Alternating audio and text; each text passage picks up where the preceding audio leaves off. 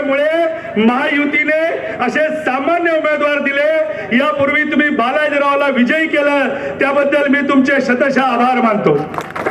सर्वसामान्य कार्यकर्ता सभागृहात गेला पाहिजे म्हणून आम्ही नेहमी मागणी करतो, पण कोणताही पक्ष त्यांना उमेदवारी देत नाही।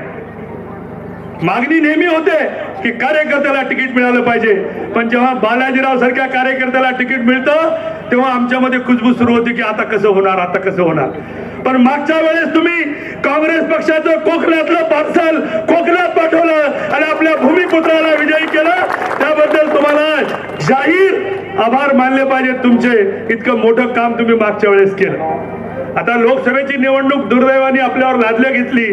आदरणीय वसंतरावजी चव्हाण यांचं दुःखद निधन झालं, आपण त्यांच्याबद्दल आदर व्यक्त करूया। पण याही निवडणुकीमध्ये भारताच्या निवडणुकीत 2024च्या काय झालं आपण बघितलं असेल, तर त्याचं नाव आहे नरेंद्र मोदी। मग त्या नरेंद्र मोदींना अमेरिका बोलवत आहे, रशिया बोलवत आहे, इतर छोटे मोठे देश बोलून त्यांचा सन्मान करतायत। इतकंच काय तर मुस्लिम राष्ट्र बोलून त्यांचा सन्मान करतायत। पण आमच्या देशामध्ये राम मंदिर बांधल्यावर सुद्धा, 370 कलम रद्द केल्यावर सुद्धा, शौचालय प्रत्येक महिलेला दिल्यावर सुद्धा, शेतकरी सन्मान योजना आणल्यावर सुद्धा काही जण विरोध करण्याचा प्रयत्न करत होते। अशा पार्श्वभूमीवर 240 जागा आणि एनडीएच्या 300 जागा घेऊन तिसऱ्यांदा पंतप्रधान झालेल्या नरेंद्र मोदींचे हात बळकट करण्यासाठी पुन्हा एक संधी आपल्याला चालून आली की डॉक्टर संतोषराव हंबर्डे यांची निशाणी कमळ आहे। मग एकीकडे देशाची निवडणूक, एकीकडे राज्याची निवडणूक आणि पुन्हा तोच मुद्दा। आतापर्यंत महाराष्ट्राचं मुख्यमंत्री कोण होतंय? तेच ते लोक। पण एकनाथ भाई शिंदेच्या माध्यमातून तुम्ही बघितलं असेल की कार्यकर्त्याला उपलब्ध होणारा मुख्यमंत्री कसा असतो।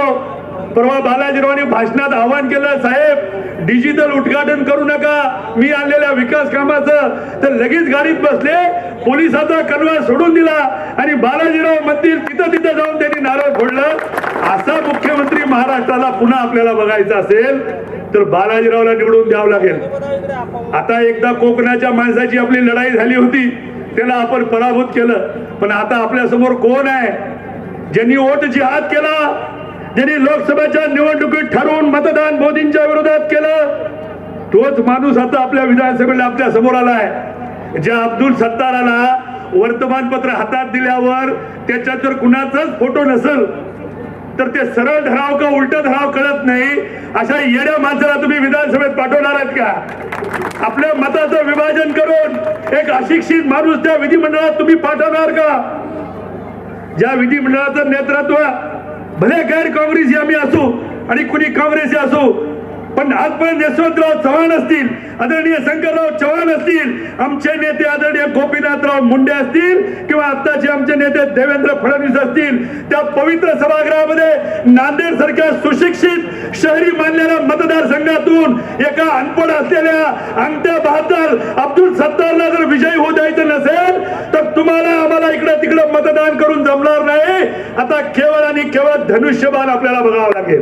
तुम्ही लक्षात घ्या मित्रांनो, ही भावनेमध्ये जाण्याची निवडणूक नाही, ही निवडणूक राज्याला दिशा देणारी आहे। 2,50,00,000 माझ्या भगिनीला लाडक्या बहिणी योजनेचा लाभ देणारा मुख्यमंत्री कोण?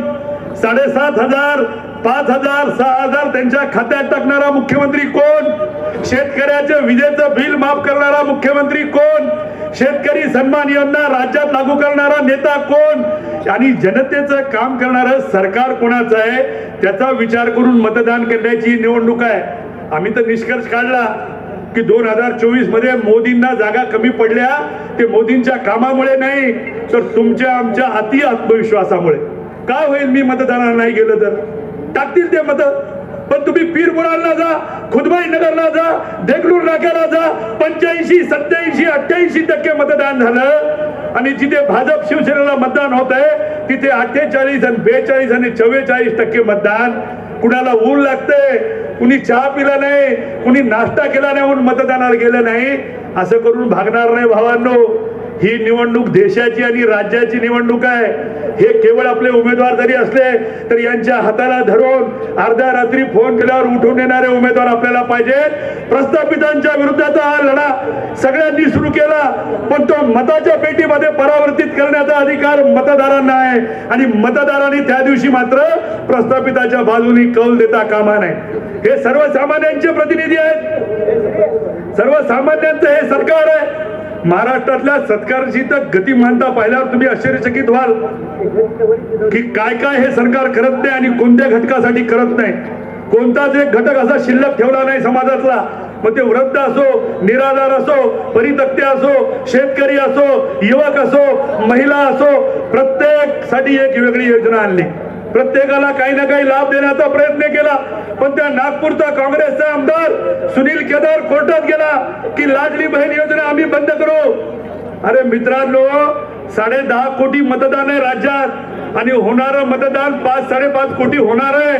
त्यापैकी 2.5 कोटी तर माझ्या भगिनी आहेत ज्यांना 7,500 रुपये आतापर्यंत मिळाले आणि या मुख्यमंत्र्यांनी जाहीर केलंय माझं सरकार जर पुन्हा 200 जागा घेऊन निवडून आलं तर काँग्रेस सरकार आम्ही करणार नाही.